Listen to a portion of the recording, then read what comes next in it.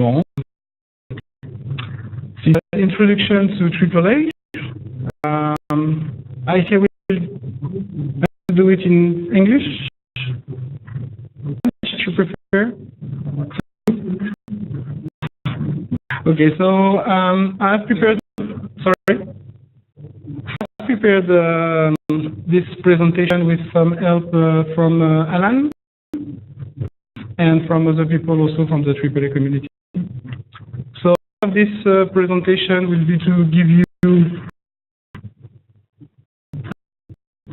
a view of the AAA architecture and the AAA protocol. So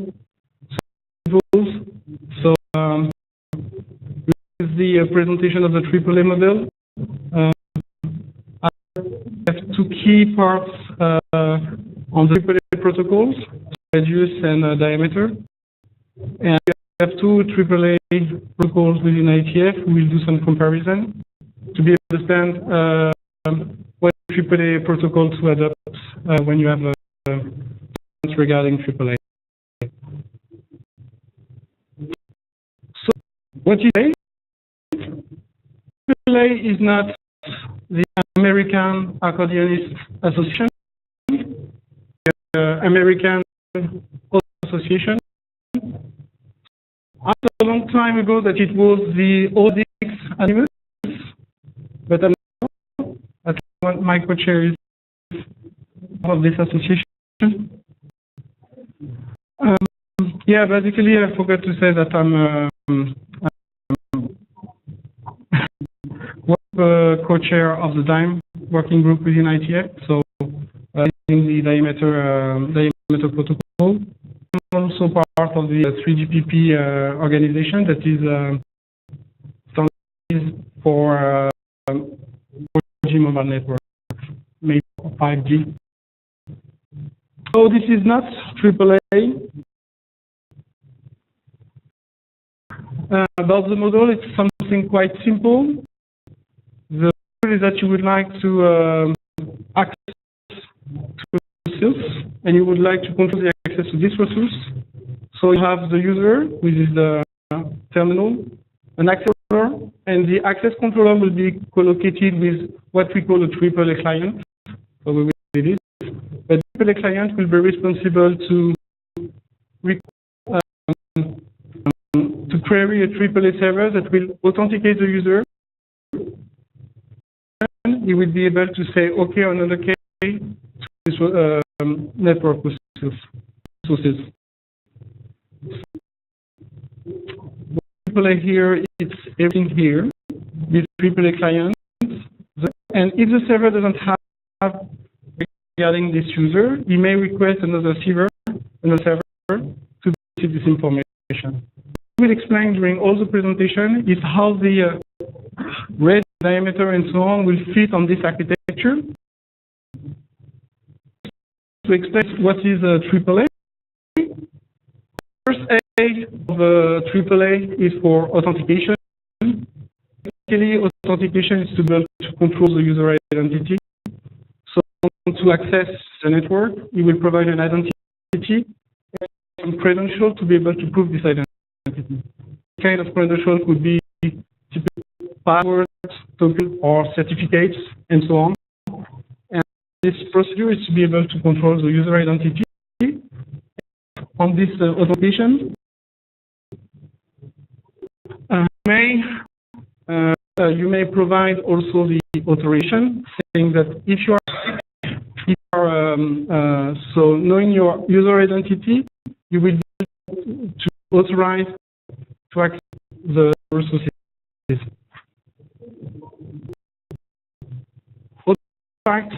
To be able to authorize someone to access the network. So usually it is linked to the authentication. It's not deemed required. And you will need to authorize the user. You will check a profile, and based on this profile, you will send back information to the access network. Configure the access network according to the user access rights. It will be like IP address, how to configure IP address filtering, encrypt, in the access network, for instance.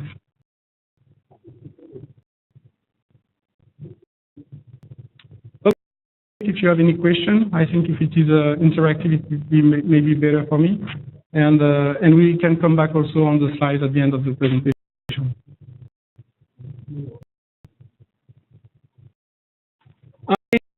Of AAA is for accounting. So accounting is everything about the consumption of the network resources, saying that you need to provide some information about how the user has used the network. So the information will be the session duration, how the used the network. More specific information about the type of service by the user. And information will be used, of course, for charging, but not only. It will be also for network management, planning.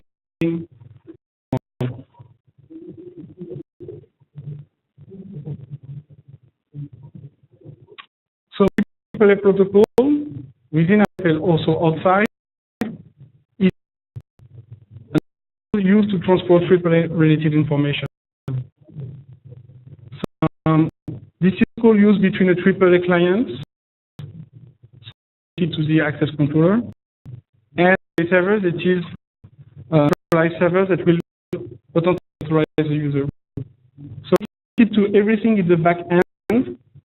We say AAA or AAA protocol is not related to what it is in the access network. For instance, Wi-Fi mechanism or PP are not part of what we call AAA protocol.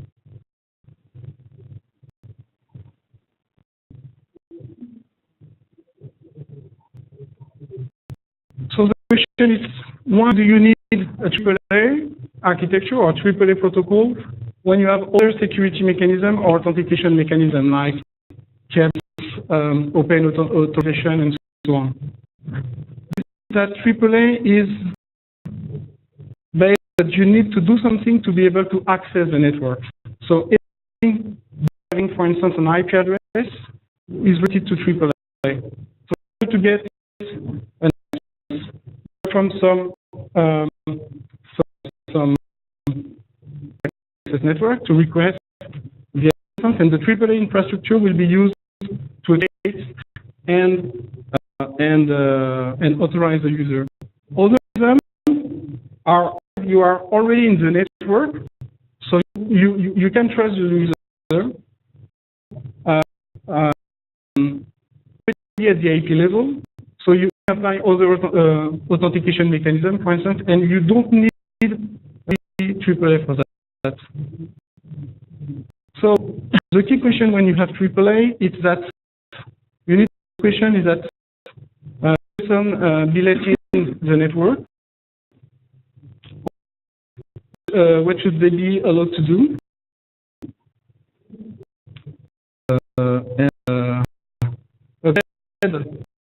When you don't have a direct access to the IP connectivity, so you need something to be able to access this IP connectivity, IPv4, IPv6.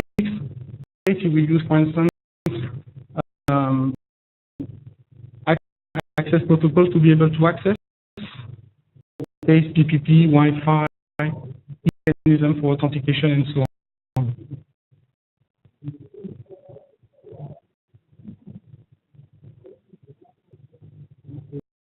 Another key aspect of the AAA is in the AAA infrastructure, everything is related to trust.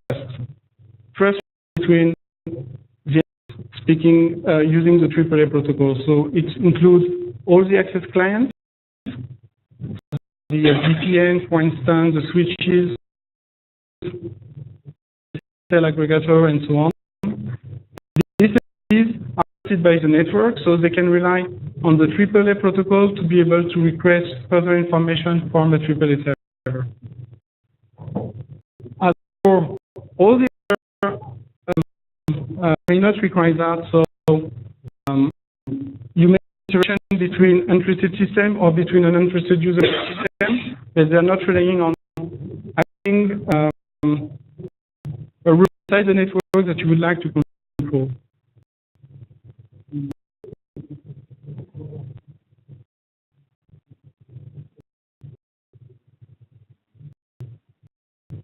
So with AAA, you have everything in the front end of the network and everything in the back end of the network. So it is more about outside and inside. And the procedures and related mechanism are how to be able to be from outside to inside.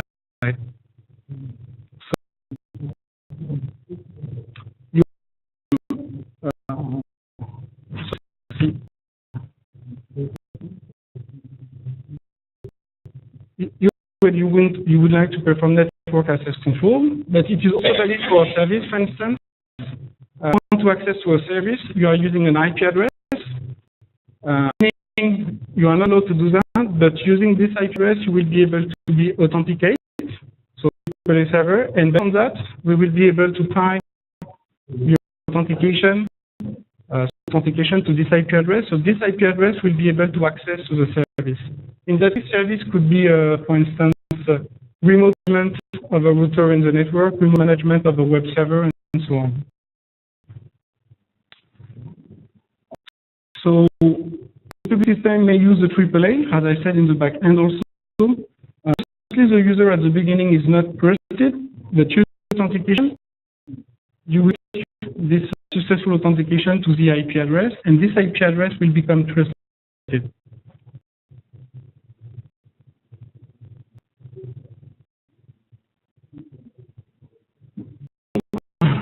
In the introduction, within AAA, within IETF, we have two AAA protocols, the main AAA protocols. This one is Radius, and the first RFC for Radius, not the first, but the main use so for Radius is the 2865 RFC. That was the successor of Radius. So in the rest of the document, I will present Radius. Was designed and what is the current status within IETF when used between AAA protocols. There was only one proposal within IETF. Other solutions were in field and mainly after TACAX Plus. Solutions were not standardized in IETF. So you have some informational information present draft or even informational RFC, but considered as IETF standard solution. These solutions not be able to do.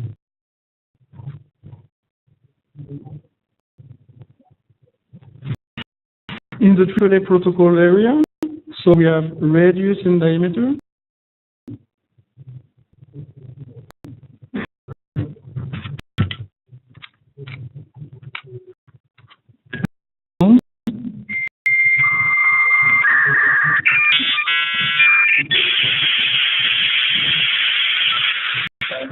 Can you?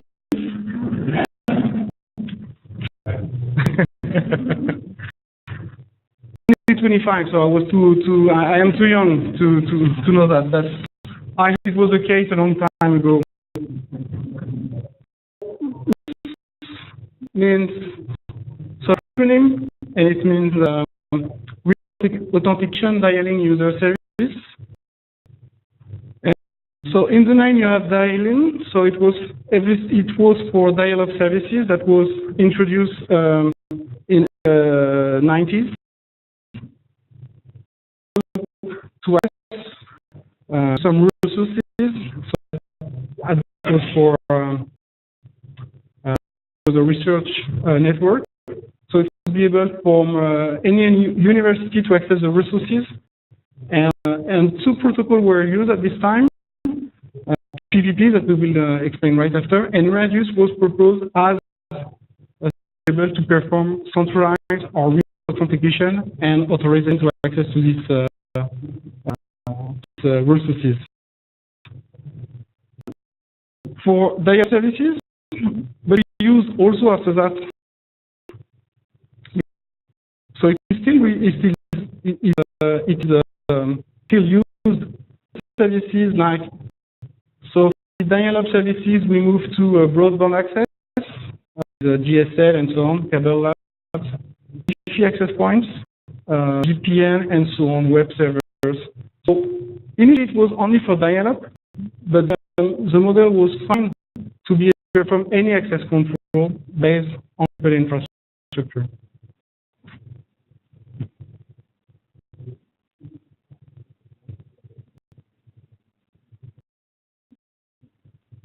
RFC defining PPR radius, a strong link between those protocols. So defined in the RFC 1661, and protocol used to be able to encapsulate IP packets over a phone line. So a copy is used to encapsulate these IP packets, and you have mechanism for authentication, encryption of these packets, compression if needed.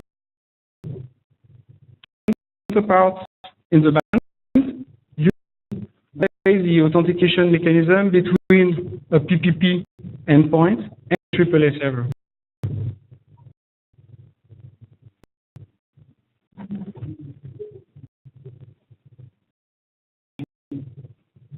The authentication protocols.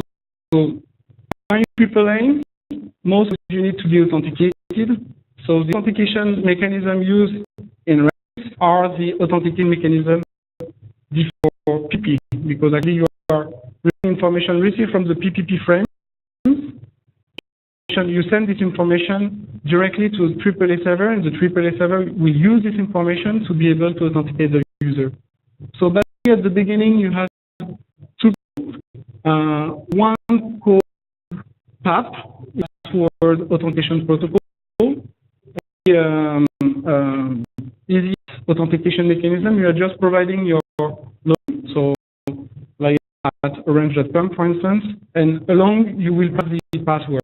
This is a chat, is a check and check authentication protocol. It's to avoid to send in text your password in the access network. So you're sending your password directly. You receive some value from the network.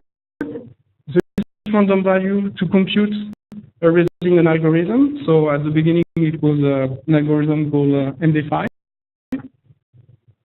It's a random value password to generate a result or a response, and this response that will be sent to the access server, and they will be able to do the same value. He will know the password because the password is shared between the user and the AAA server, and same computation he will be able to check the response by the by the user and the response found by the server. PP was extended to be able to support more advanced authentication mechanism, and further creating a new protocol at the layer to create a new authentication mechanism. The PPP protocol to be able to support what we call an extensible authentication protocol, EAP, and an authentication mechanism. It's a protocol that the transport of authentication information above radius and now above other protocols. For instance, it is used also today in Wi-Fi. The mechanisms are supported by radius natively.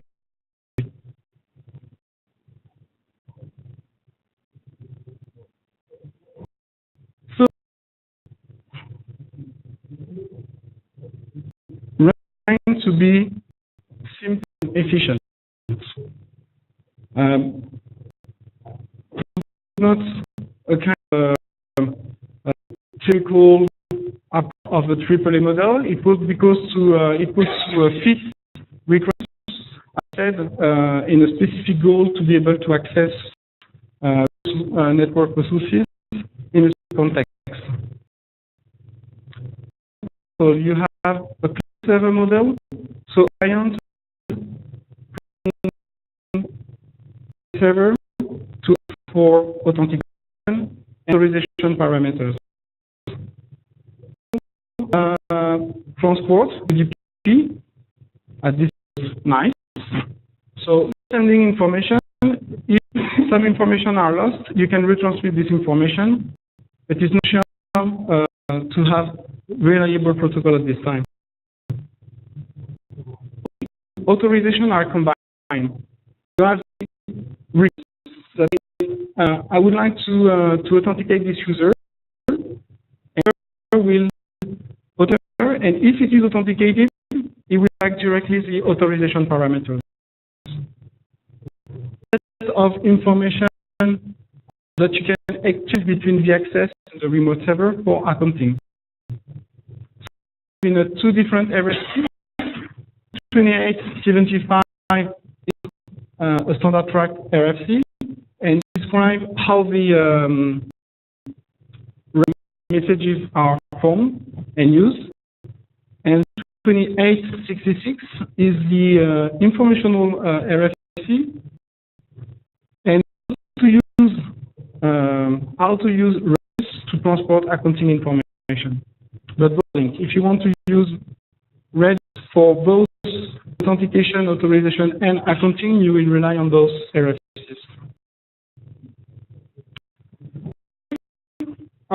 What we call attributes. Attributes are something very simple. So we call it TLV format. So first, type number 2, and so on. You use this type, so you have to expect after and after value. What it could be, it's like a train. You have the motor engine, the locomotive, and wagons. So the wagons after the locomotive are a single value. So exactly what is in this wagon. This time was simple. The of the server. You don't have to figure out what the server is at charge of this user at the beginning.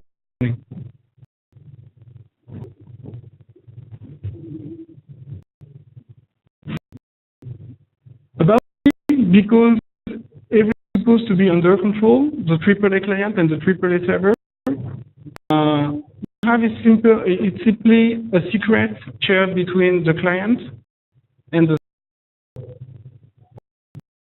is to authenticate its address messages. As soon as you send a request or you send an answer, you will compute a kind of a cryptographic hash value, again M5. This input in the request or answer will enable the receiver to authenticate this request and to ensure that this request is coming from a AAA client. And shared secret is also used to create the password of the user. So we're even using the PAP. So what I said is that this the login password mechanism, the simple one, the PAP protocol, the text in the network. So it can be secured by other mechanisms, but anyway, the password is in the clear text, but it is encrypted using the shared secret to send this information to the AAA server. So the password is never sent in clear inside the network. So it's a kind to be able to secure the user passwords.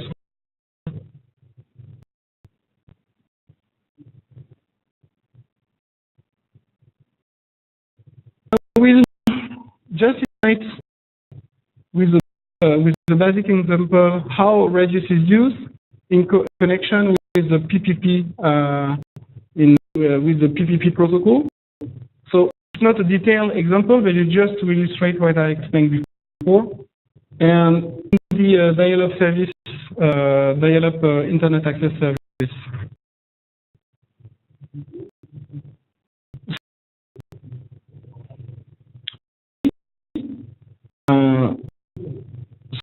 Between the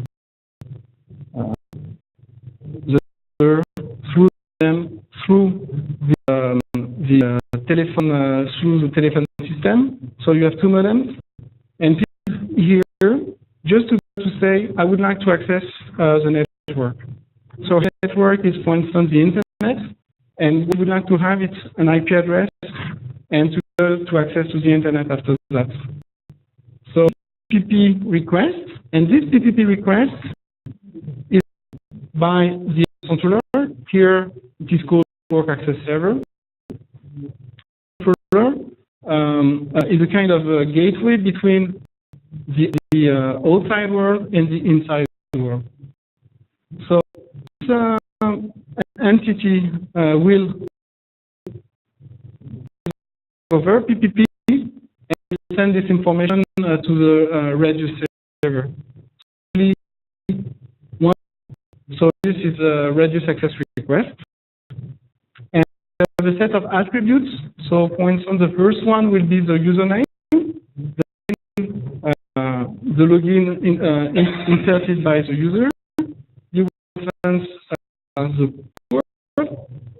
The mechanism is using the PAP authentic mechanism.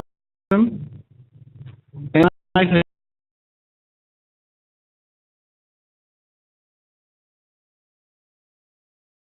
it's an identifier of the entity requesting this information. So in that case, the server it's coming from a valid access server, and it will be able also to figure out what to do exactly with this request.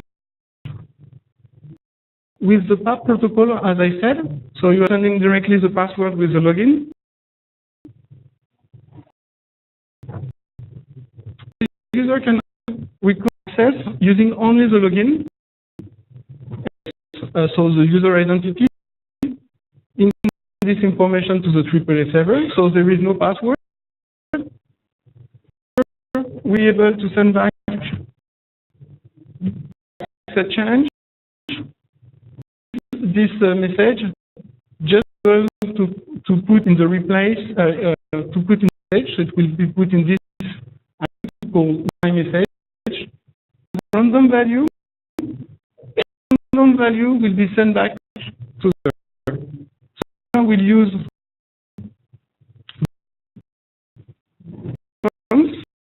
so password, the user identity, and the random value. It will calculate the answer, provide in a new access request, and receive level will be in the new access request and back to the server.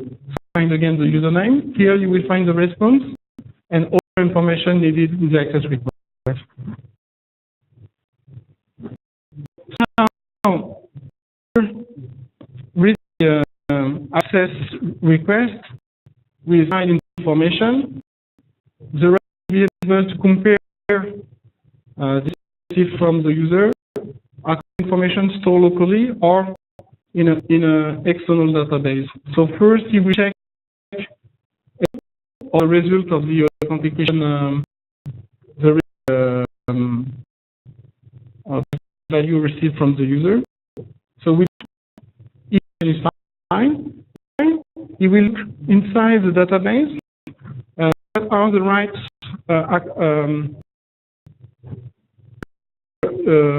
user access rights?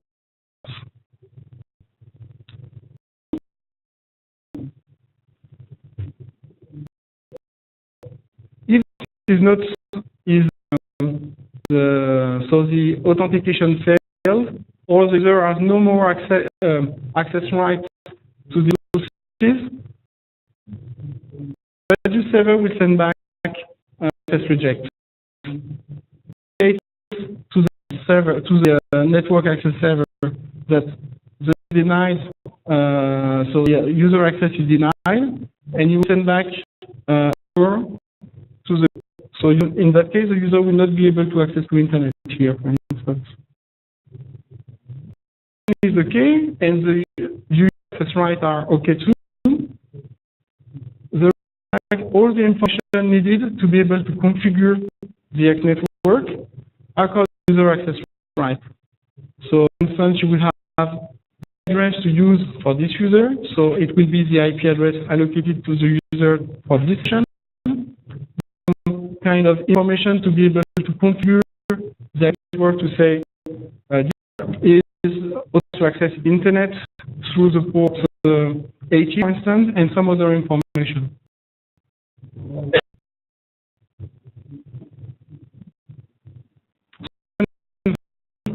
The network here is able to configure access. So the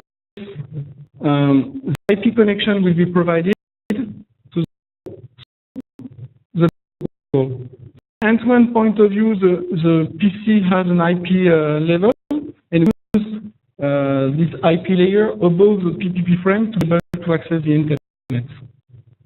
So this connection is up. Now we have the connection is up.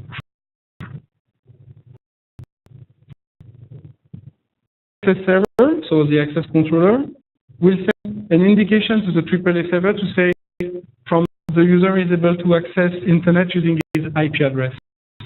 An accounting request.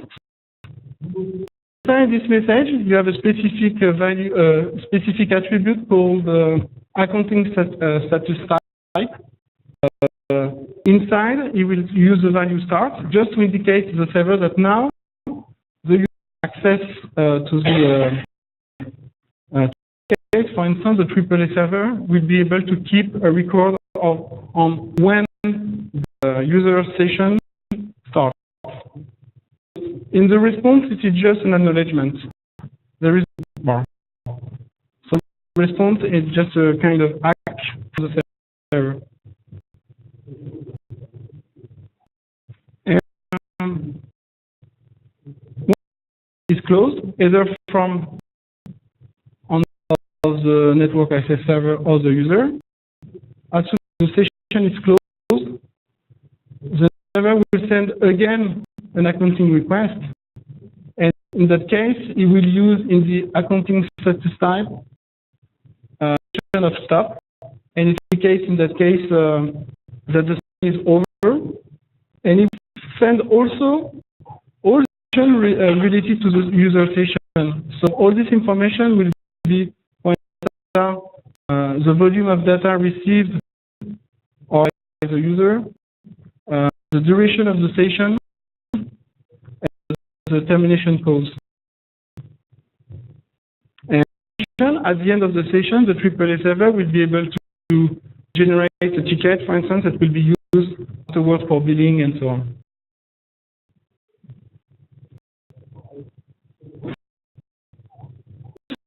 Explain exactly is using Wi-Fi, but as I said, the same model is reused today with Wi-Fi or broadband. Here it is Wi-Fi. That you want to access first the LAN behind the access point, the Wi-Fi access point. You will have an authentication between the user, that is the Wi-Fi zone, user, and a local AAA server. And if created, you will be able to access internet. So you can do that in a hotel and so on.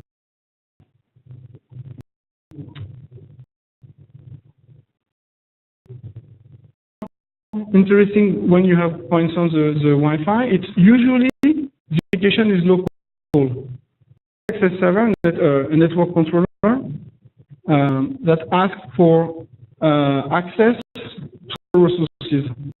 So I'm able to go out internet. But Wi-Fi, you can be whatever in a airport and so on, and you would like to have access to this but a customer of this point in England, you have BT Wi-Fi service that to access Wi-Fi hotspot in England. Do it have an agreement between, for instance, BT and Orange to let Orange access the BT access network to be able to access the internet. So in that case, you request to be able to access internet. You will use your login as usual. And on the last part of the login, that the orange.com here, the AAA server or BT will be able to understand that it is not a request from BT, but from a user from Orange. You will have a database to say, if a request from Orange, I know which server to contact to authenticate the user. So it is what we call roaming. So you have roaming agreement between Orange and BT, and in that case, the request will through BT Radius proxy will forward to the server. The server in Orange network will authenticate the user, authorize the user, and all the required information to be able to connect.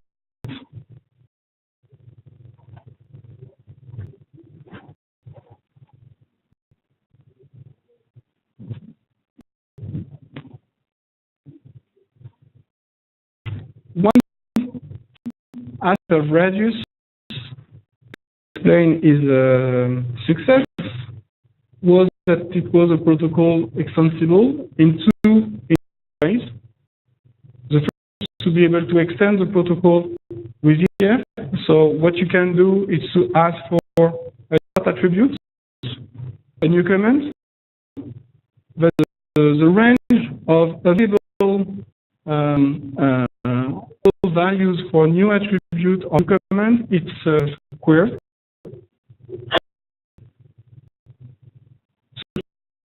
But will be able to rely on a specific attribute called the specific attribute that was defined in Radius specification. So it is a standard attribute called vendor specific, and of this attribute was to be able to let vendors do what they want with this attribute. So in ADP,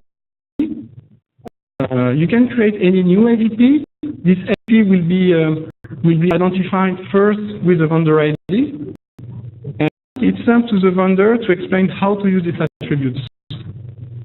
But one single ADP, you can create specific information that you would like to convey over Radius, and this was the key aspect of Radius, because using only the standard attributes, you can provide a basic service of AAA, a basic AAA service. But when you are in a private network, you would like to have more information more information than what it was defined in the standard RRC. So using this, Orange can decide that I would like to also the of the user, I would like to send also the phone number and so on. I will create my own ADPs, my own attributes, and I will be able to reuse the standard mechanism, the AAA mechanism defined in Radius, but add all the vendor-specific information inside.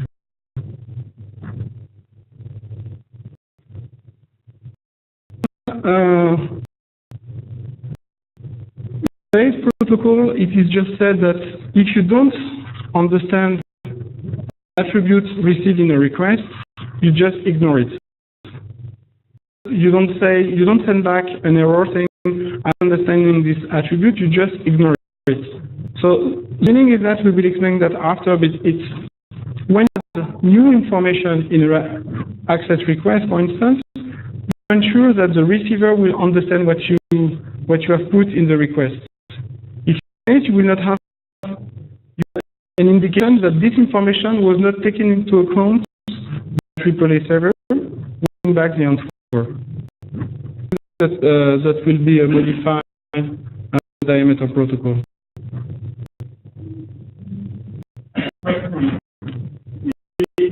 More recognized by restrictions in better specific attributes.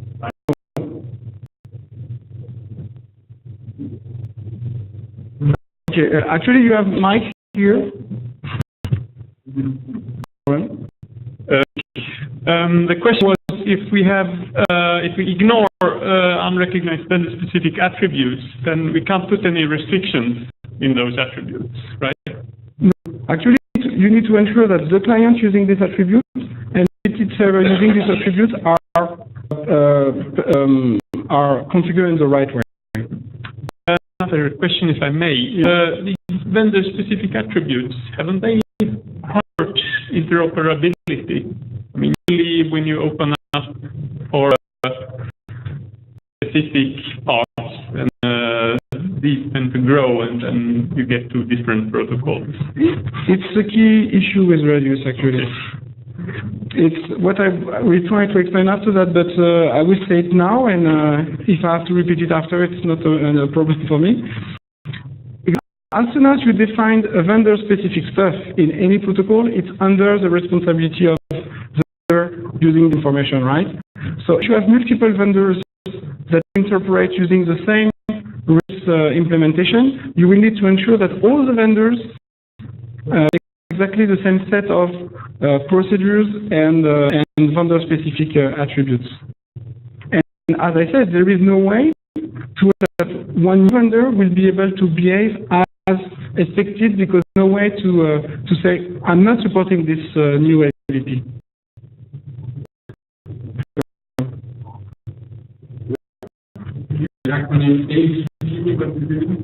Attributes is more in the AVP's attribute value pair. Using this wording, that is a kind of new way of saying attributes in diameter. But AVP attributes.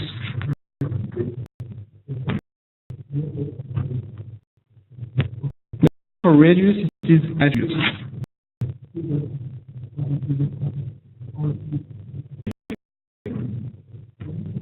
So we have seen at least one drawback of radius, but the fact is that if you find to be in dial-up services,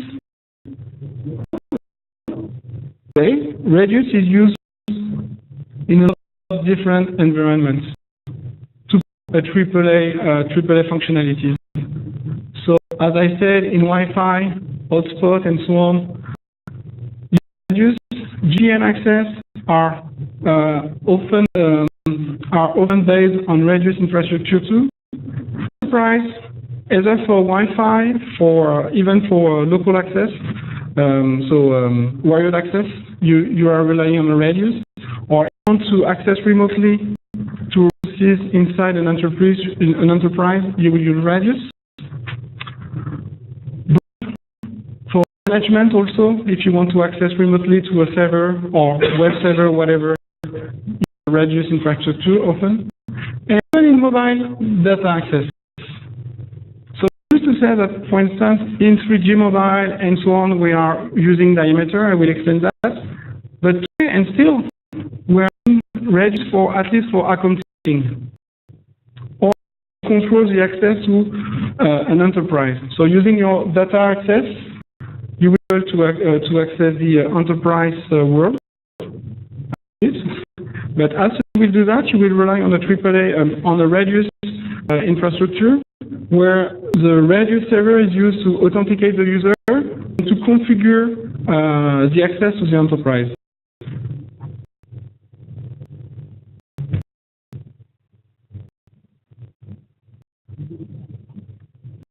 So,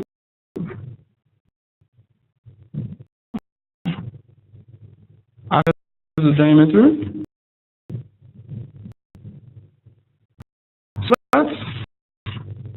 go back in the past or to the future, I don't know. Saying that right after, but the second version of the radius protocol was published in 2000. So the first one was published in 97, but the one was the stable one was published in 2000. The simple solution for simple requirements. Provide authentication, authorization, and accounting using an UDP protocol. Like that. As soon as it was standardized, it was acknowledged that this solution will have some limitation regarding respect as new triple services. In 2000, a lot of discussion was around IP, how to be able to provide IP mobility management, mobility management in IP network. Roaming, because I said at this time, possible using radius, but you need to locally store all the possible IP address of the different remote radius server that you would like to interact with. So something more dynamic was required. This was mainly defined to be able to perform access control to IP networks. If you have new services, maybe radius was not so useful in that case. That you need additional capabilities or additional functionalities in what we call a AAA protocol. And the wording AAA protocol, AAA architecture at this stage. When only radius, we were not speaking about AAA, but when we have to think about what radius was supposed to do and what could be done above radius. We have defined the model, or I was not part of this, but some defined the complete model for AAA and what protocol should do. And in a pure client server, was not able to initiate messages. And interactivity between the client and the server was required. It was possible to do that. It was a new requirement for that. Also, possibility to re-authenticate a user during an ongoing session. For a very long session, for days, maybe the authentication was right at the beginning of the session, but if you would like to ensure that the user behind this access is still the same or is still valid, you would like to re-authenticate the user during the session. Think about the routing to be able to use the domain name as a key criteria for routing aspects for web or for email or for SIP, for instance, at this time. And secure, and also to have bigger packets. I will explain that after. So these consequences, requirements, led to a new protocol, and this new protocol is diameter.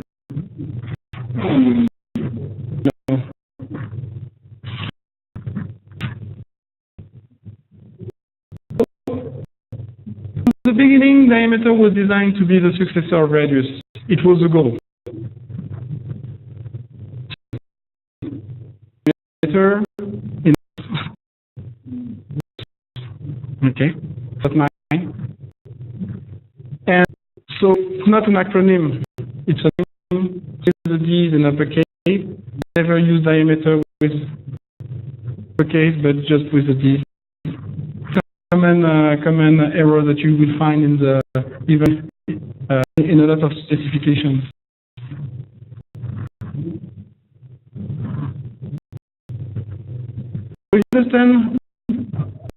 You will understand diameter if you compare with what we had with radius. So it was designed as at least at the beginning as an enhanced version of radius. It should not be super protocol with everything inside. You need something flexible enough to be able to design the use of your new protocol diameter for a specific purpose. So it meant as a general framework for any AAA application. And the features by diameter, if you can see, are what was not possible with radius. So for instance, a peer-to-peer protocol instead of on the client-server protocol in radius. And secure. So UDP transport in radius. Fair mechanism to have something to be able to detect as soon as possible that there is something wrong in the server. It was not possible to do also with radius. of agents, I will explain that. As a server-initiated message, capability negotiation, I will explain, and dynamic peer discovery, I will explain also. So all features was supported and designed, but what was not possible to do in Radius at this time.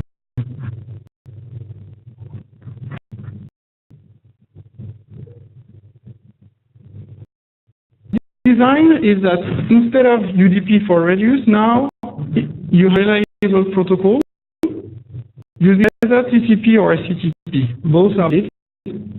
And to secure the connection, you are using TLS, DTLS, that is a kind of enhanced version of TLS for UDP, but you can use also now over SCTP, and you have IPsec.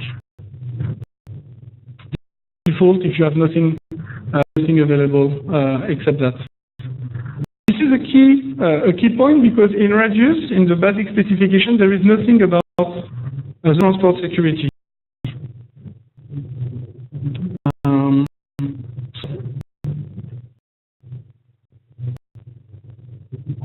The protocol is defined to be in different contexts, and you don't have to support anything to be able to fulfill only one requirement. So the idea was to define first a set of common and a set of AVPs, so attribute value pairs. The concept of AVPs or attributes are mainly the same.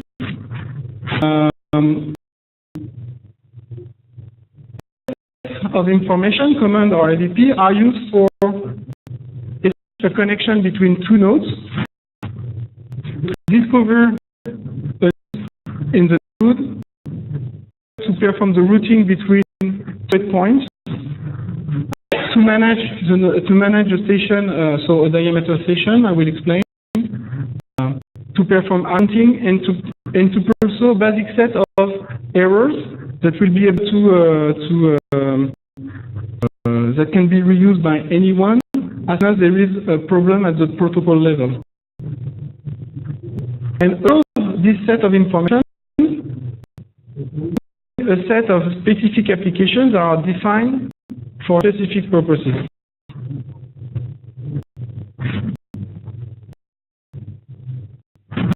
So what we call a diameter application is an extension of the base protocol. So in the base protocol, you have a set of commands enable, for instance, to establish a connection between two peers. Connection is established. You use this connection to be able to send between the peers messages that are related to a specific purpose. So, for instance, you will create a specific application for authentication, and it will be called diameter EAP because the protocol used in that case will be EAP. If you want to create an application for another type of authentication, you can do that. Create an application just to be able to handle user profile information, you can do that. You can also define new specific errors that will be specific to a given application. So, for instance, you will be able to say this user is not authorized to access to a given service, and this error will be only relevant for this application. Is uniquely identified by an application ID. An ID is the value assigned by IANA, and this information will be put in each command. So you see that when I receive this request, it is for this application ID. So, for instance, if it is a request regarding the base protocol, the application ID in the request will be 0. For another application, here you have two examples. The EAP authentication, the EAP application will have the identifier 3 in each command. For SIP, for instance, it will be the application 6. So any node receiving a request will understand as soon as receiving the command that this command is for this application, and it will know what to do with this information. And to answer to do anything with this request, and it will send back directly an error. using the error defined in the base protocol, or it will be able to forward this request, for instance, to another node that will be able to handle the functionality required by this application. And the aspect here is that all peers support the base protocol. So any diameter peer is able to use the base protocol commands to route a request, to establish a connection, to discover a peer, and so on. So you don't have to figure out how to set up a connection between diameter peers, because as soon as a node is diameter enabled, it will be able to provide the ability supported by the base protocol. You will dedicate your nodes according to the set of applications that you would like to support. If that's only the EAP authentication, so it will be used only for EAP authentication, you will configure in the node only the commands and the APs related to this application. You have 1,000 applications defined for diameter. This one will be relevant in this node, and you will configure this node only with this set of information. That's not possible with Radius.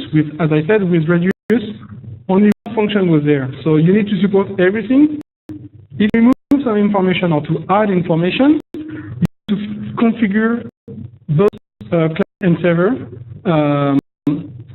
with the same set of information.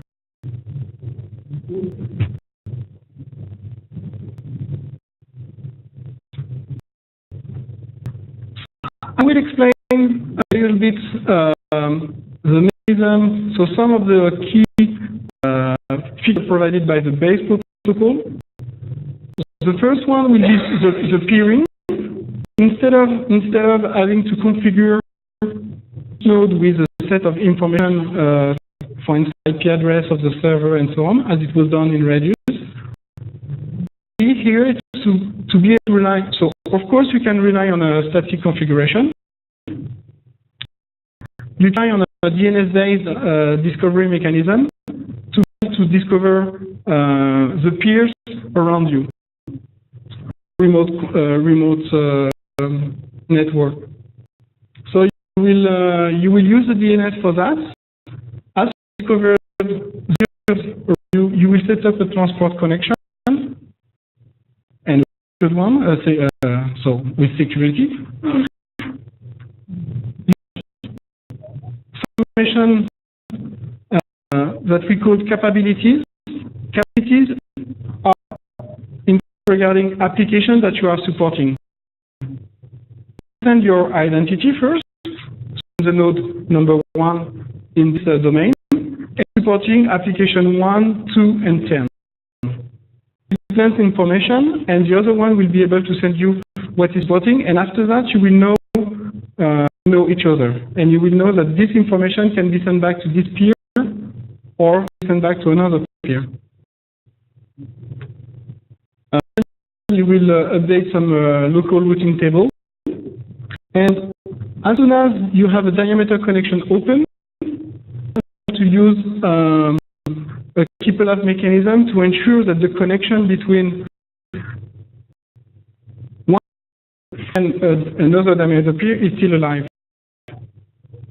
Alive here is not only at the layer, because you are using TCP or HTTP, you are sure that the IP transport is okay. You have TCP HTTP mechanism. What I want to check is that this connection is still up. So you may have the IP connection up, but diameter down in the node in this IP connection.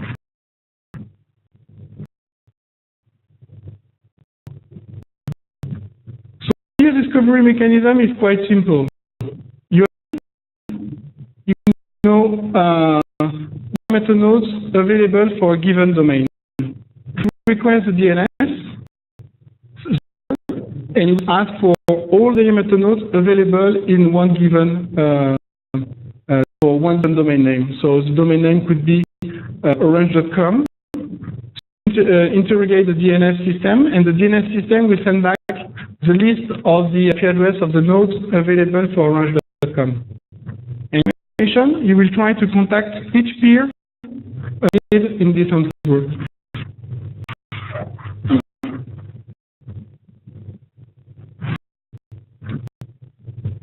So the peer here received the information, for instance, from the DNS. Said it could be also statically configured for sure. And this information, he will try to open a connection with the peer 2. So the first thing he will do is to establish a TCP or a HTTP connection.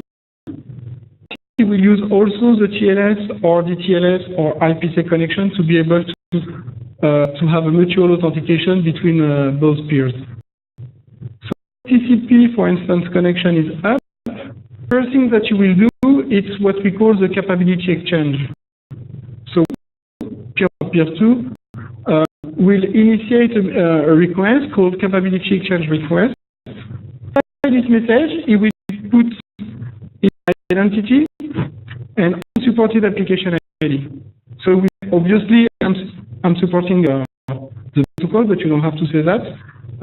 But you will say, I'm supporting the application for IP, or I'm supporting the application for SIP. The peer 2 will receive this one.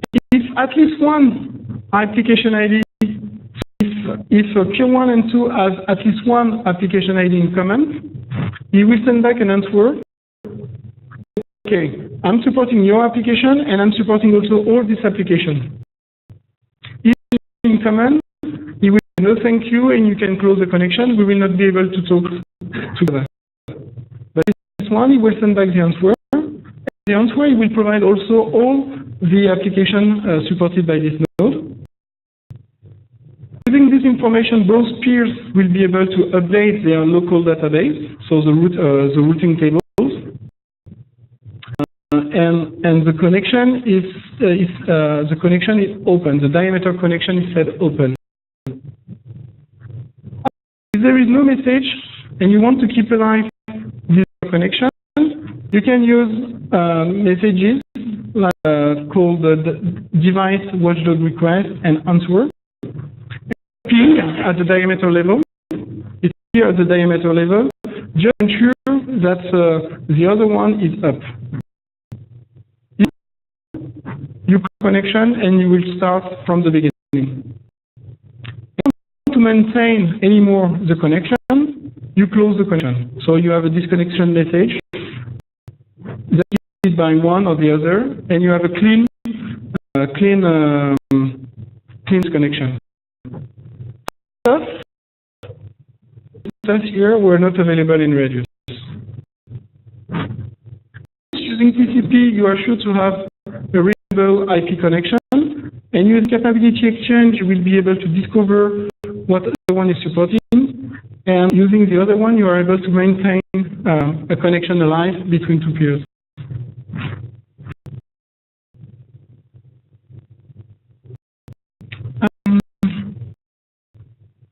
Diameter security in Radius was quite weak. It means that relying on TLS first and IPsec and then DTLS, it's not secure to be able to protect the connection between peers. So using this mechanism here, just to be able to mutually authenticate and of course, to do that using so you have a specific mechanism in each protocol that you will mainly rely on certificates or pre-shot key and so on. But you will be able to set up a secure channel between the peers, and any message will be sent only after full connection setup. When we say successful, the connection is up and the security mechanism between the security association between the peers is up also. The diameter signaling is secured using this mechanism.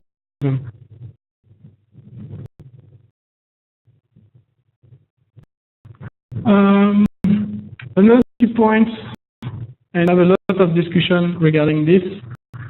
One other advantage of the base protocol comparison to Radius is the introduction of the notion of agents, and it's everything between and the server. So you have a direct connection between two peers, and you will have one client starting the session and one server responding to this request from the server. But you have multiple agents in the past, and you have a different type of agents. So the first one will be the relay agent. So this one supports only the base protocol and is in pass only to provide routing capabilities as provided by the base protocol. So it will be able to receive any request and to forward any request to anyone known in the routing database.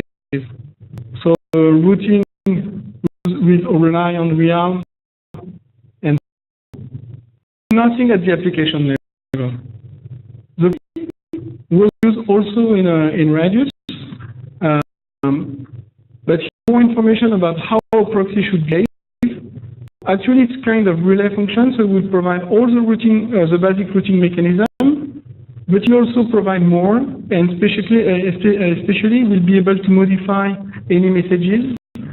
It will be able to enforce local policies and so on. Another type of agent that is a kind of not a kind, but it's a redirect agent. So using the relay, instead of staying in the path of the signaling, you will contact this agent. If you want to contact this server, you need to take this path.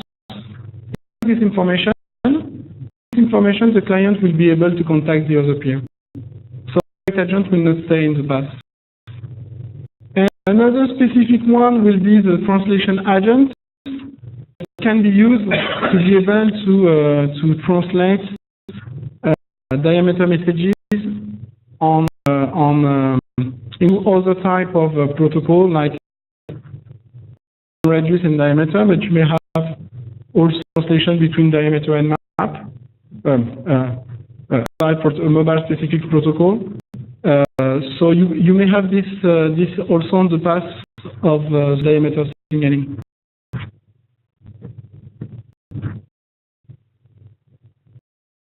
So we will have at least this kind of architecture. So of course here you have just some agent server, but you may have a bunch of peers between the two endpoints. But what you can see here is that every node box means that you are supporting the base protocol, and this green box you support the applications that you need to support. So, for instance, one client, one domain, using application 1 and 2, and for the application 2 it will use this proxy because that.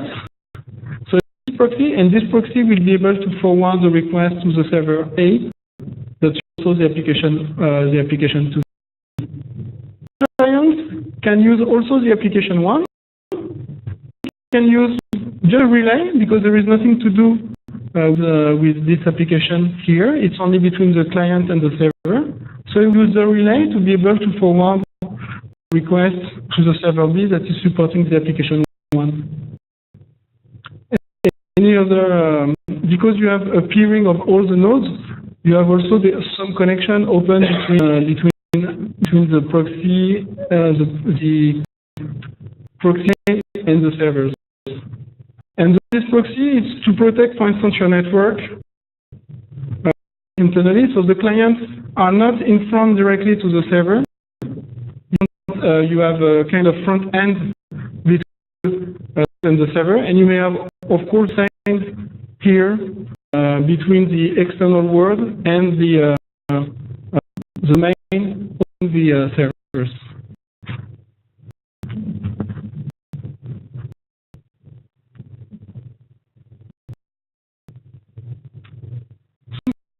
Diameter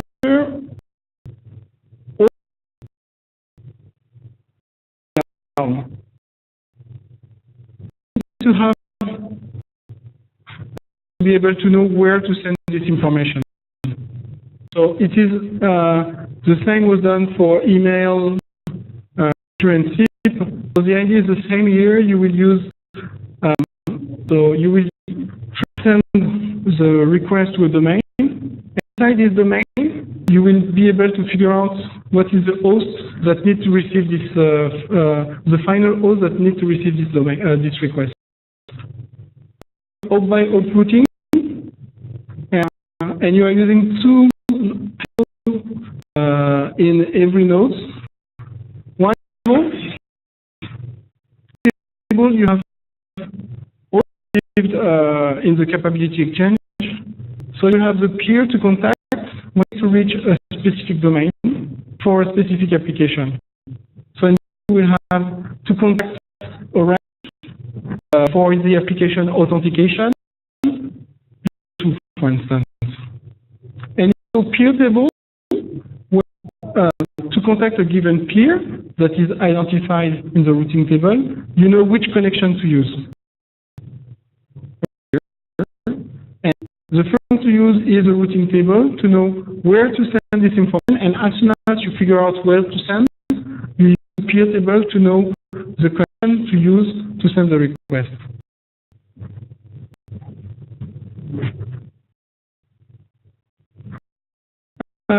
In the base protocol, so it is said that everything is based on the realm.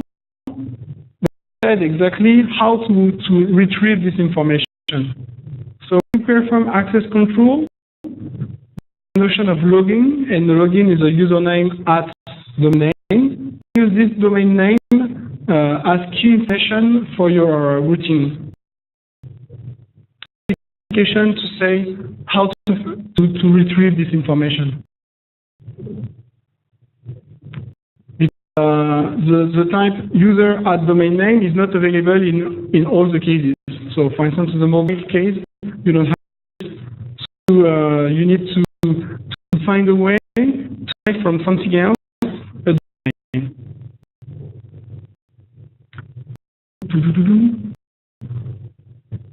And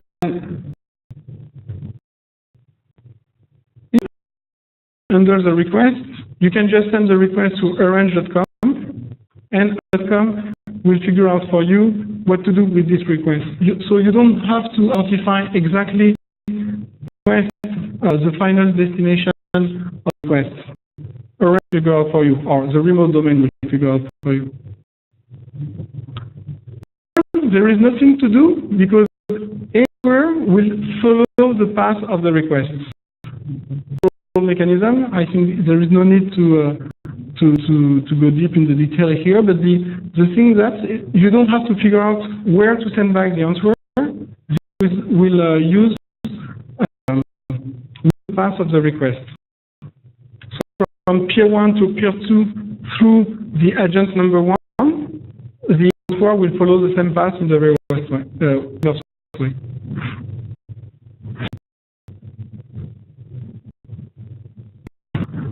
One aspect also diameter is the notion of session. At the radius, you can send an access request, receive an answer.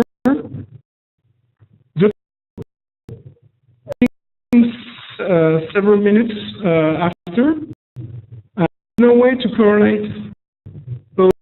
Diameter, you have a specific information called the session identifier.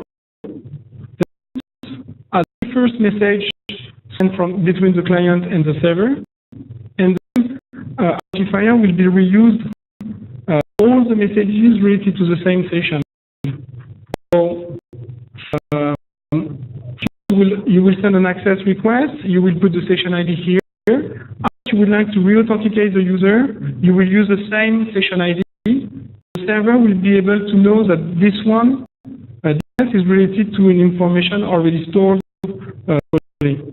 So the station ID was used in Radius, but only for the accounting procedures.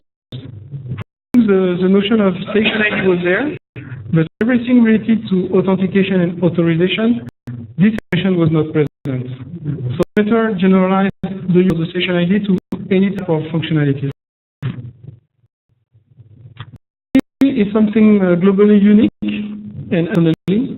And one key point here is that you have the identity of the station that will be put in front of the station ID, and the rest of the session ID is a kind of random value generated in a way that this value is unique.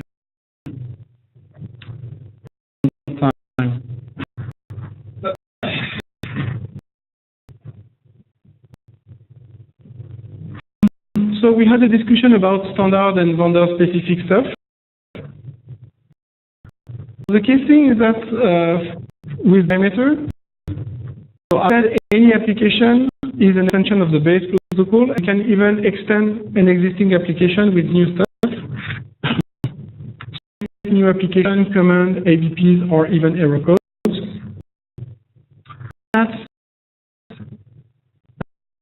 In Meter, you can create standard extension. So it means that you will create this extension within IETF, or your price extension in a specific way.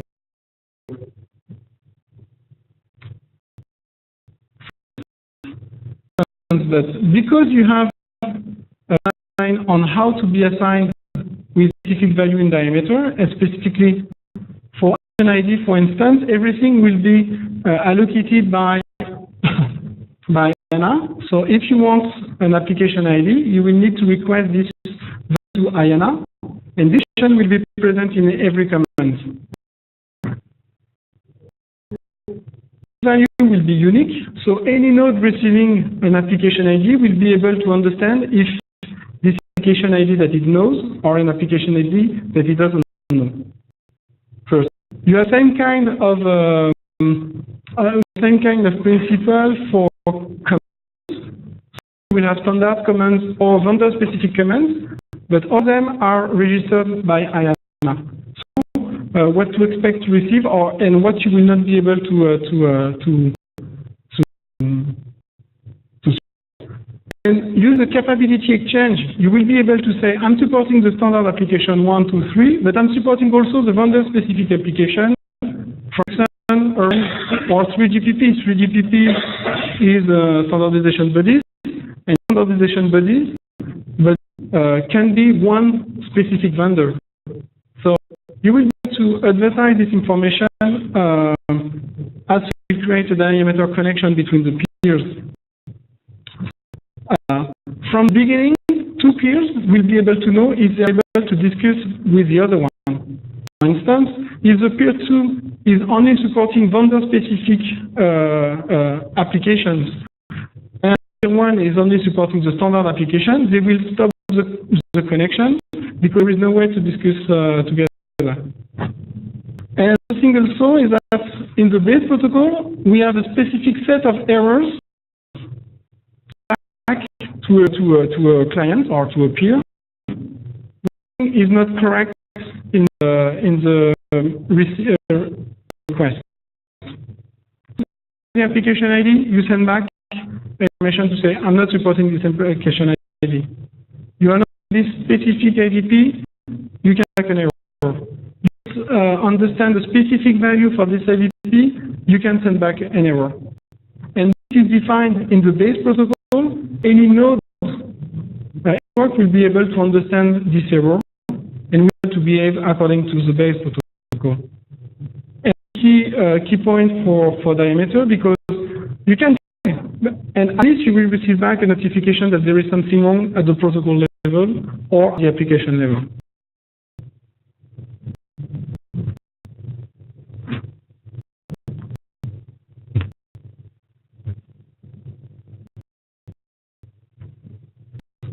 Diameter is providing this set of functional, common functionalities like disappears,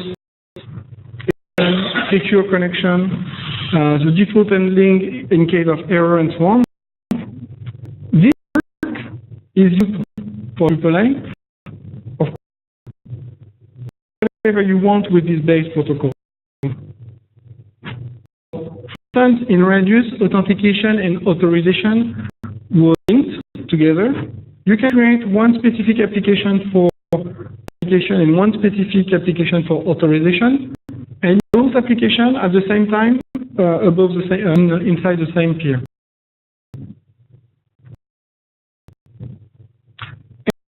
And as you are able to command and to put in this command a set of related information for specific requests.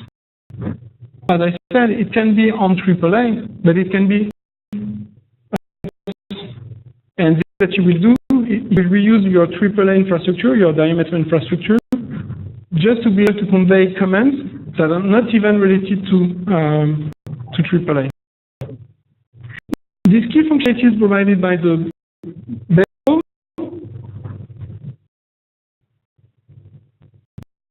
One of the adoption of diameter, first within IETF, for instance, we have already 14 specific applications defined for diameter.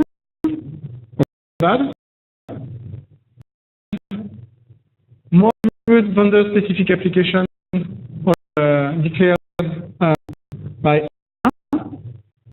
in the network today.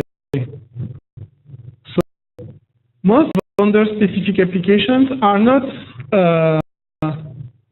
defined by a single vendor like Ericsson, Alcatel-Lucent, or whatever. They are often they are defined by a standardization bodies like 3GPP or WiMAX, and for standardization bodies to define the specific use of AAA in specification, but relying on IETF to do the work, they will do their work early, and as soon as the work is completed, they just request for a specific application ID from IANA. So specific stuff like 3GPP. So 3GPP is a standard application. From the IETF point of view, it will be a vendor specific, but it doesn't mean that this is somewhere or so on. It's something standardized also. For instance, using this practice, today is the main protocol at the control plane 4G network. It already is the case for voice over IP system defined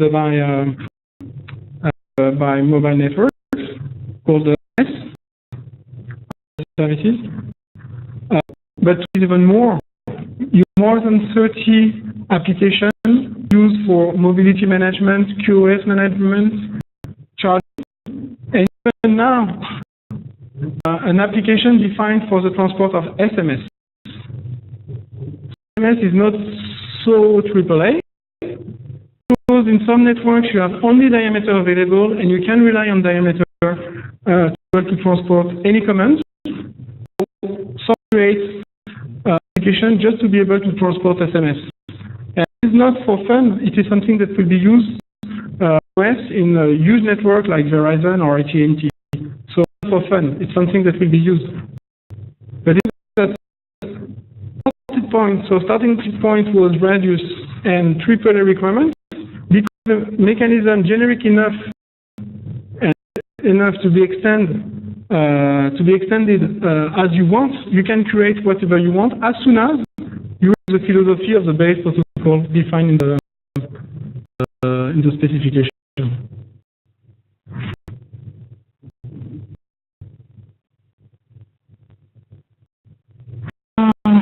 Just to illustrate, I will not go deep again in the network, but what and if you have a 4G mobile phone, you will have architecture. Because it's a complex architecture, the mobile networks. But what is relevant for us today, and the example that I will give you, what you have your base station that is 4G, that is controlled by a node called mobility management entity, and the entity is responsible to track in a given area. So as you are connected to the base station, this will send the information to the mobility management entity, so MME. And this MME will be responsible for control the access to the network. So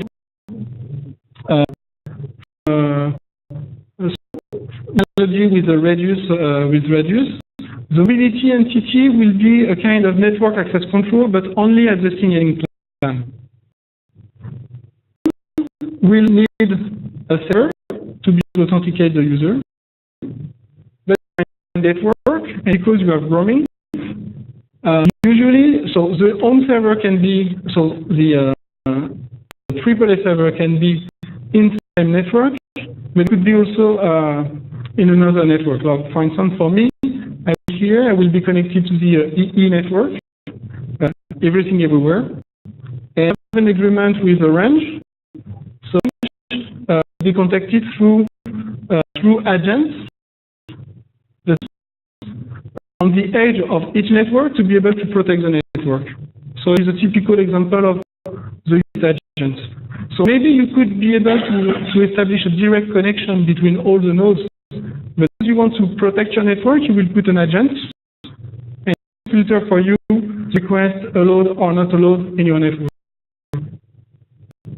The home server is the one responsible of the user, responsible for the authentication, and it will have also all the information required to be able to set up the connection, data connection in the access network. Authentication and so on is provided. You will be able to open the gate.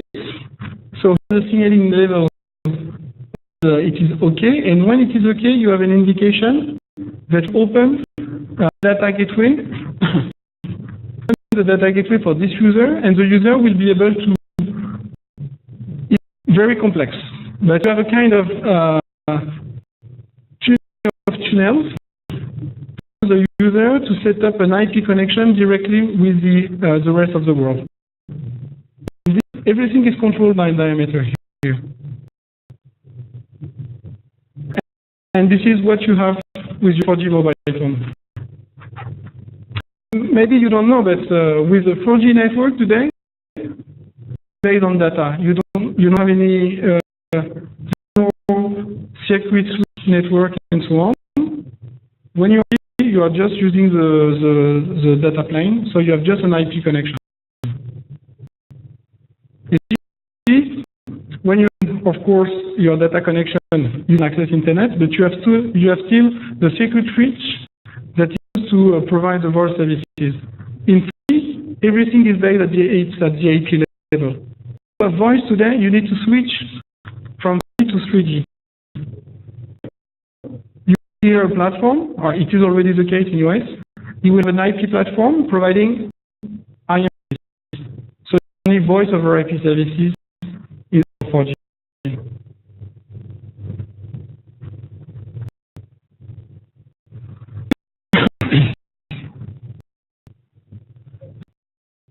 Was defined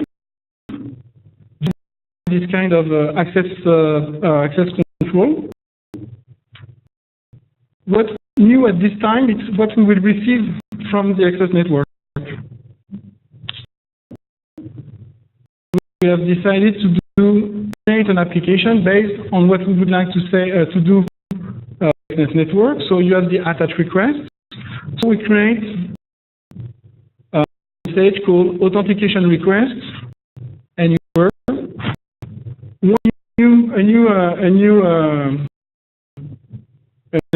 a new command, because the existing one didn't fit with what we want.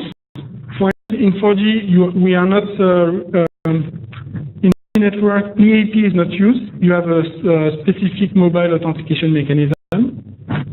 You have a specific set of information that you would like to convey from the access network to the network and from the home network to the access network.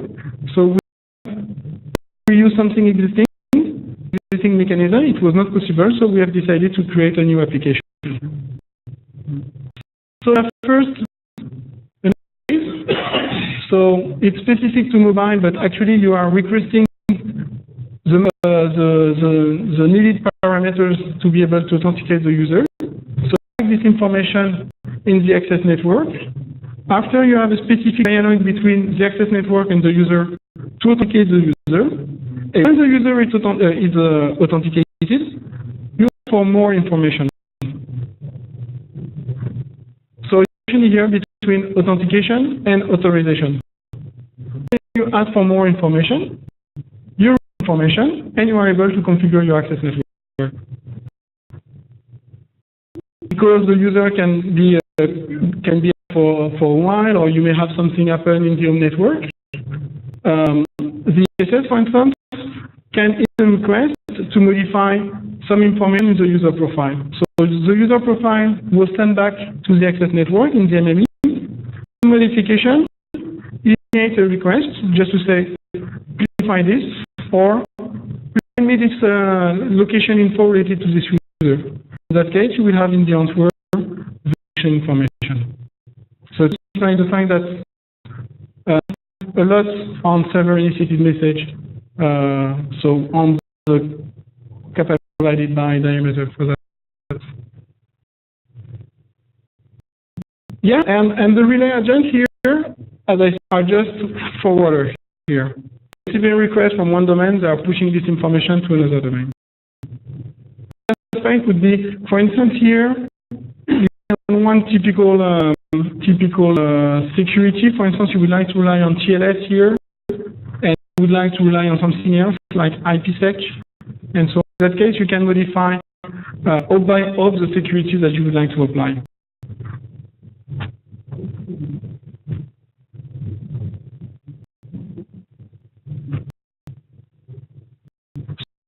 What time? I think.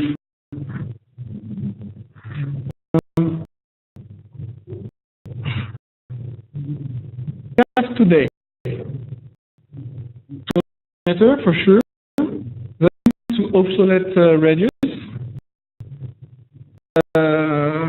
12 years, 14 years after, radius is still there, still alive, and even stronger. Before it was what it was. You have today, you have server-initiated messages that have been defined for radius. So they're not standard mechanism, but you have, it is able to create messages for that. So server-initiated messages. On UDP link, you have at least a description on how radius could be used over TCP, over TLS, tomorrow over the TLS. You have also some DNS-based service discovery,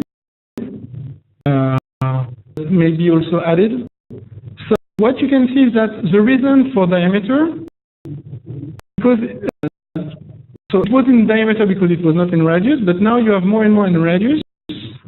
Diameter there. So do actually two equivalent solutions today. It is what I will try to describe. But to be able to understand, as I said, RED was published, so the stable version was published in 2000. 2000 was also the beginning of the work on diameter. So the version of diameter came 3 years after. In these 3 years, one key aspect was to be able to do requirements. But when you are defining new requirements for a new solution, it could be also new requirement for an existing solution.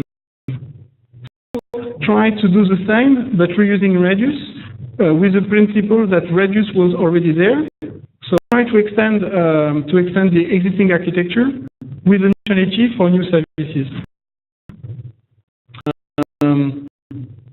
Between 2003 and today, actually, we have a new version of the specification of the diameter-based protocol, but it was a kind of clarification of the first one. But during the same time, we had works in another working group called REDX. And the one will be a new RFC, a new standard RFC, how to extend radius, a new set of new range of attributes, new data types, and so on. Where we are today, we have actually two protocols. The same kind of functionality, both providing AAA features.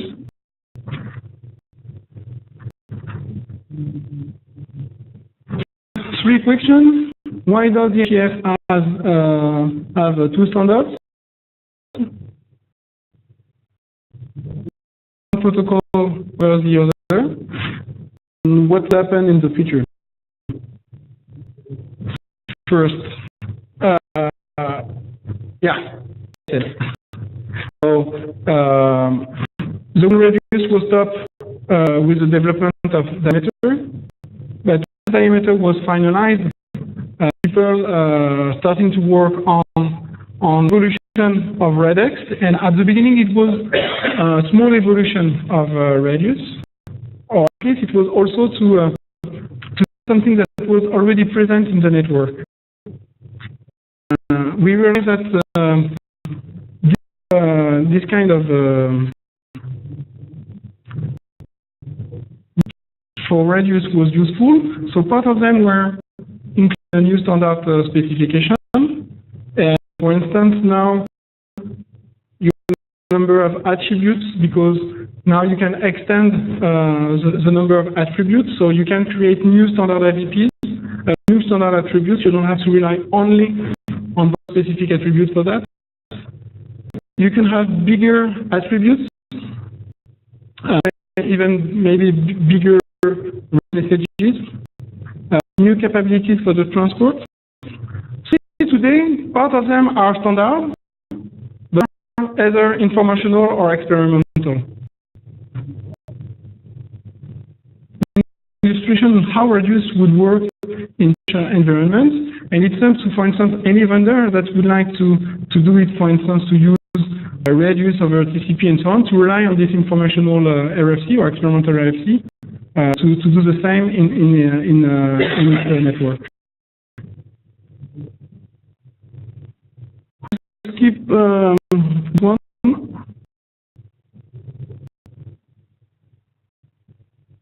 So,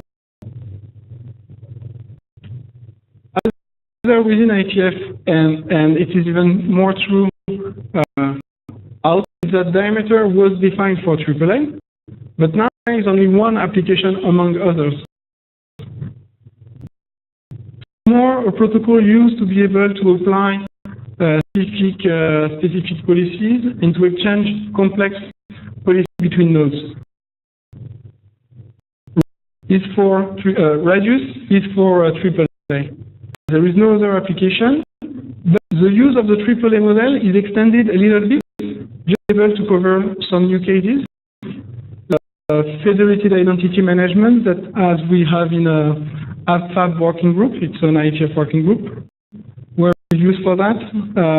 We have also something used for the federated network access, like EduRAM, providing also a new kind of architecture with a hierarchy of radius server. So the same the use of radius, but used in another context, not only access control, I would say, but in another flavor.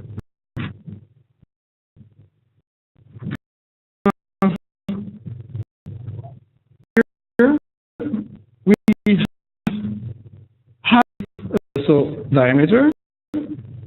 We have the radius after the initial version of the protocol, or stable version of the protocol, RFC 2865. Today, using the radius extension. So sort was first for radius, so defined on TCP and SCTP for diameter, and now you have an experimental RFC that define how to use radius over TCP. That was kind of default, even if it was not in the base protocol, but you can use IPsec for whatever. But today you have a proposal to use radius over TLS and even OTLS. So mainly the same kind of functionality at the beginning, and now you have some messages that can be initiated by the server, especially to be able to modify an existing session in informational RFC. So I will maybe go through all the stuff. One key difference is about today on application is supported by radius. You may have a lot for diameter, but still don't have capability negotiation with radius. Actually, you define each time you use radius, user attributes, how it's possible to support, if it is possible, to support Radius client or Radius server, not to attributes. And discover that the server is supporting a new.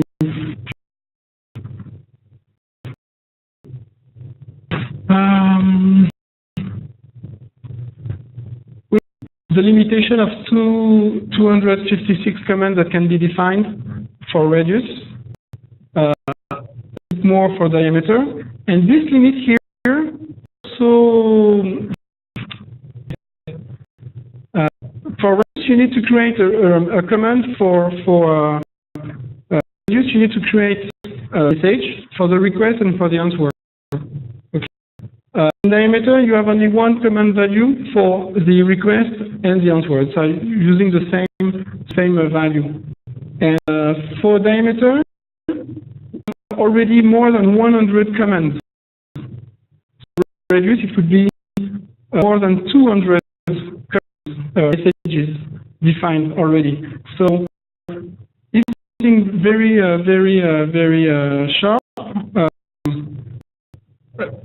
Possible to create so easily a command, and at least we will be limited in Radius. It's not the case for diameter, but actually, if you want to keep only the AAA scope for Radius, maybe you don't need to create new messages. You may have packets.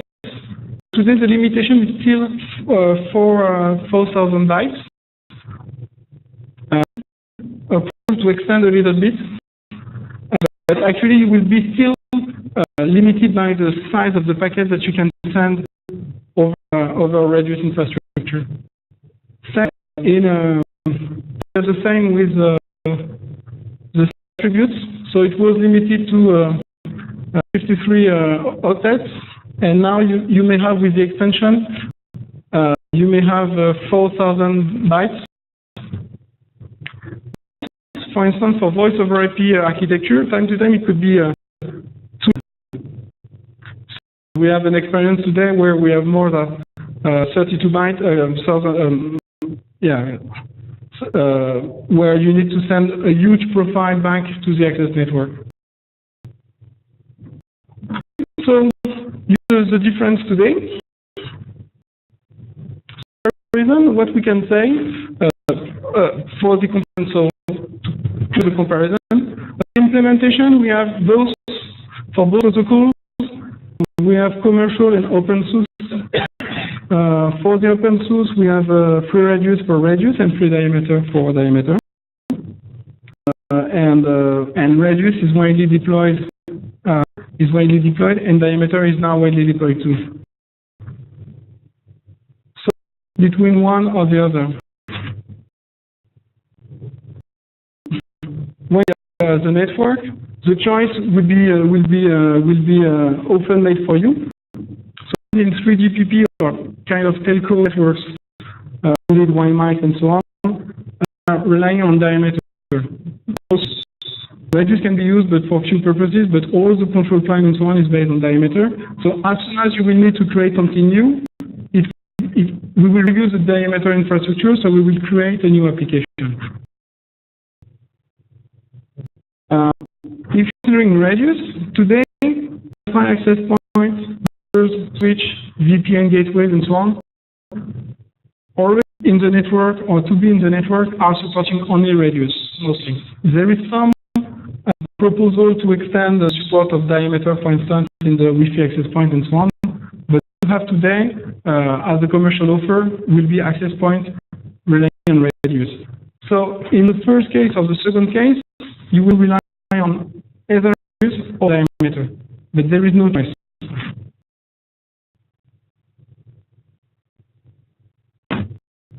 What also is that as it is something quite small, say an enterprise, university, small business, and so on, you just want to provide a kind of access control functionalities based on AAA for access, VPN, and so on. You will use radius, but because you don't need more.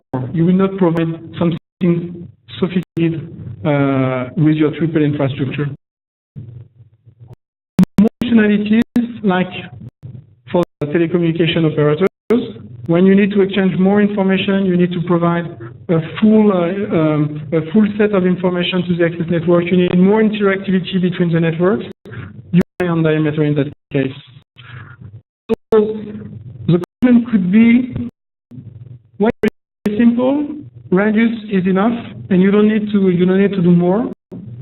And when you have something very complex to convey between the identity, and you need also to have a more specific root procedures and so on, you will diameter. A guide for a kind of a checklist. The first thing to figure out is requirement a boundary requirement. Is it easy to access control either to the network or to the service? If not, maybe use is not the good response for you. Sure, same. If it's there, try to reuse radius. If you think, maybe you can think about radius and diameter, but at least is it your requirements? Type or data types fit your requirements? Is limitation in the size either for the messages or attributes is acceptable for you? And if you have a no somewhere here, it will be case for diameter. It is possible to twist a little bit radius to be able to fit your requirements, but at least a case for diameter. You have decided to rely on diameter.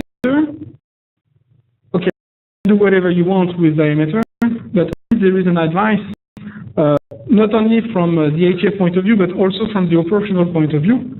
It's to reuse as much as possible.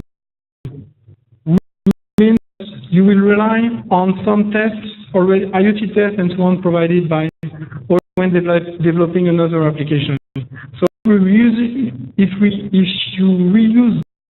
an existing application, it will be easier for you.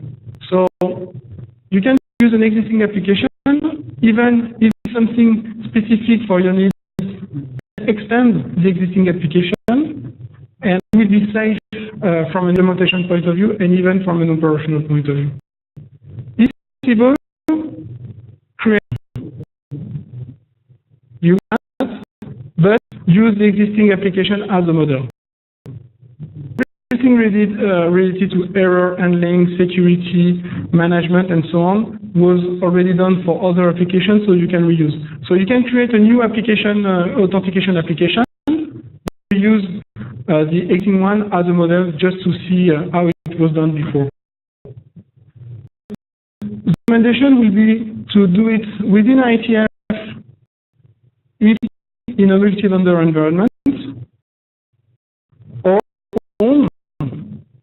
one vendor responsible for the development and the implementation of this application. It would be a standard organization like 3GPP. So you say you are doing it at the IETF, but you can do it on your own or outside another SDO, and you will have something standard too.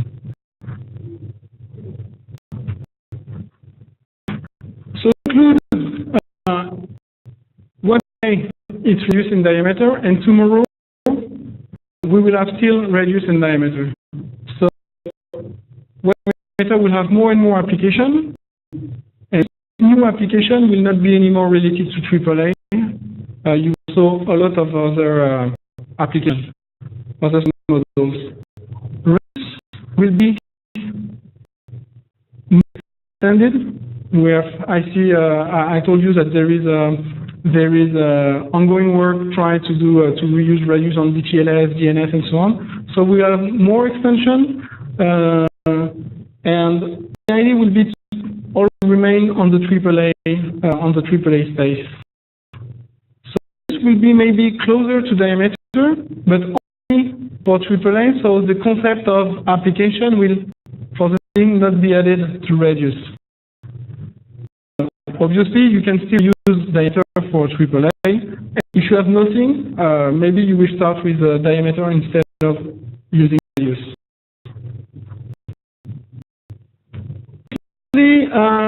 If you need help, we are there. So it's the DIME working group for everything related to diameter, or working group for everything related to radius. And not hesitate to come, ask for advice, question, or participate, because we need a lot of people involved in both areas to be able to be efficient.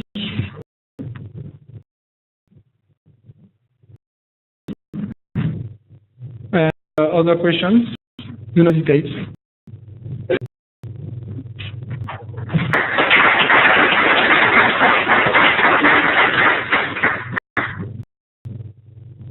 Well, if you have a question, you can, but I will not answer any. So, maybe use the mic for. So, it's an application where I want to use something other than username and password for authentication. And so the pattern is going to be I connect up something, and it's going to name. And then somewhere in the cloud, there's some protocol that says, "Is Phil allowed? Is this really Phil?" And that will become a response that's completely authoritative, out of band, because there's some public key stuff going on another channel. Can decide. And then that's going to come back as, yes, that's something that I obviously can fit into the radius protocol, but would be the best way of packaging that up so that people who are already running radius diameter could then assume that particular service. Basically, it's a tuple of username and results, and that comes yes or no.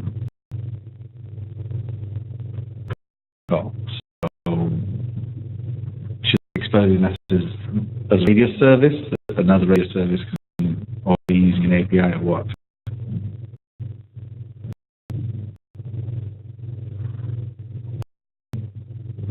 You can use the mic. A lot of it depends on the exact details of it, of course. The details all matter. Generally, as the slide said near the start, it is about access to services. Probably neither radius nor require, because they require trusted endpoints.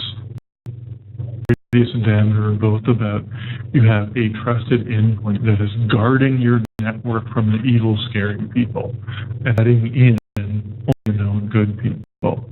If you don't have that model, then neither of these would apply.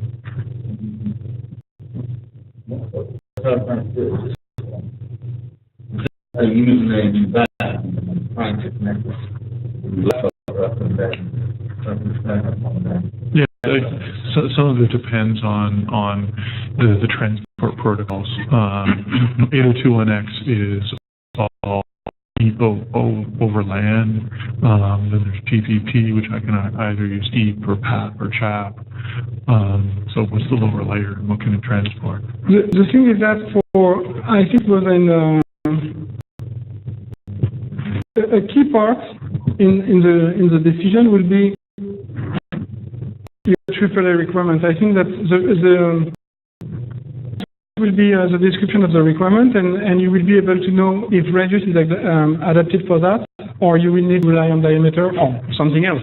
But at least if it is about AAA protocol, because for information in the network, bit challenge, or reading another type of information to be able to authenticate the user. For instance, in DSL network, usually there is no password one. They are just relying on the line identification, just to be able to ensure that the user is the good one. But they are still relying on the radius infrastructure to be able to provide the line identification to the server and to authenticate the user. So the authentication requirements, for instance, are quite the same, depending on exactly what you would like to have. Fusion could be reduced and it's okay. The consequence could be also maybe diameter is more adapted because you need, I don't know, specific information to convey or to convey what will be the profile information that you need to receive, this kind of stuff.